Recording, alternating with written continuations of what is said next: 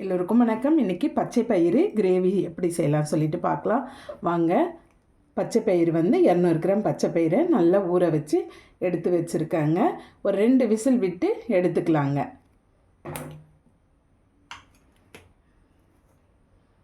பாருங்கள், வேக வச்சு இந்த மாதிரி எடுத்துக்கங்க. ஒரு கடாய் வச்சுருவோம். கடலெண்ணெய் விட்டுருவோங்க.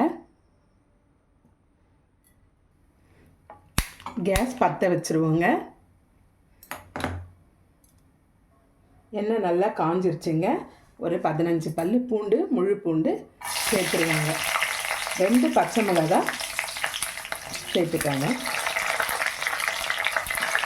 நல்லா செவந்து வரட்டங்க. பூண்டு நல்லா செவந்துருச்சுங்க. 2 வெங்காயம் கட் பண்ணி எடுத்துகிட்ருக்கேன், அதுவும் சேர்த்துருவோங்க.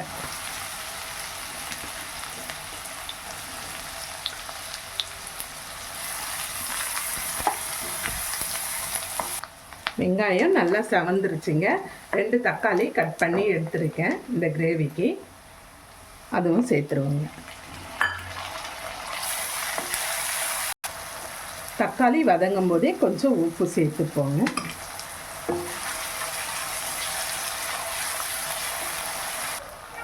தக்காளி நல்லா வதங்கிருச்சுங்க, நல்லா குழைய வந்துருச்சு. இப்போ மசாலாலாம் சேர்த்துடலாங்க. கரம் மசாலா 1 ஸ்பூனுங்க, சீரகத்தூள் ஒரு அரை ஸ்பூன், தனியாத்தூள் 2 ஸ்பூனுங்க, இது மிளகாய்த்தூள், மஞ்சப்பொடி, இது எல்லாமே சேர்த்துருவோங்க.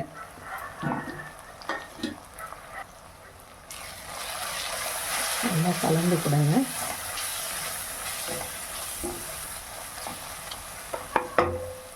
இஞ்சி பூண்டு பேஸ்ட் 1 ஸ்பூன் சேர்க்கணுங்க, சேர்த்துக்கலாம்.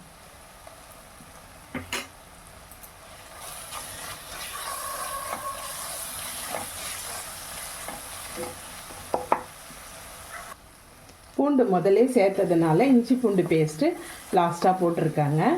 நல்ல பச்சை வாடெல்லாம் போகட்டும். இப்போ நம்ம தண்ணி சேர்த்துருவோங்க. இந்த கிரேவிக்கு தேவையான தண்ணி சேர்த்துக்கலாம்.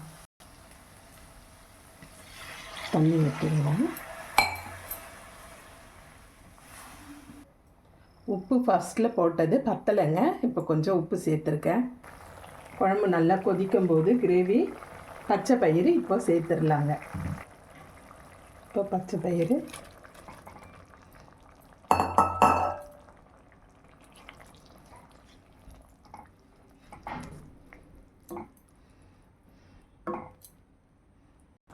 கிரேவி கொஞ்சம் திக்காக ஆன பிறகு நம்ம கேஸ் ஆஃப் பண்ணிவிட்டு கொத்தமல்லி தழை தூவி கேஸை நிறுத்திடுவோங்க. கிரேவி நல்லா திக்காகிடுச்சுங்க, சப்பாத்திக்கு தொட்டு சாப்பிட்ற அளவுக்கு.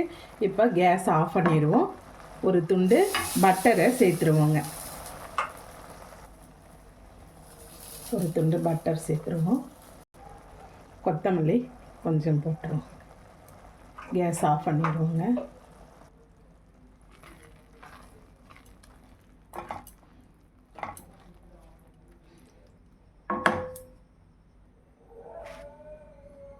அவ்வளோதாங்க, ரெடி ஆகிடுச்சு. சப்பாத்திக்கு தொட்டு சாப்பிட நல்லா இருக்குங்க. நீங்களும் இதே மாதிரி ட்ரை பண்ணி பாருங்கள். உங்களுக்கு இந்த வீடியோ பிடிச்சிருந்தா லைக் பண்ணுங்கள், ஷேர் பண்ணுங்கள், கமெண்ட் பண்ணுங்கள், மறக்காமல் சப்ஸ்கிரைப் பண்ணுங்கள்.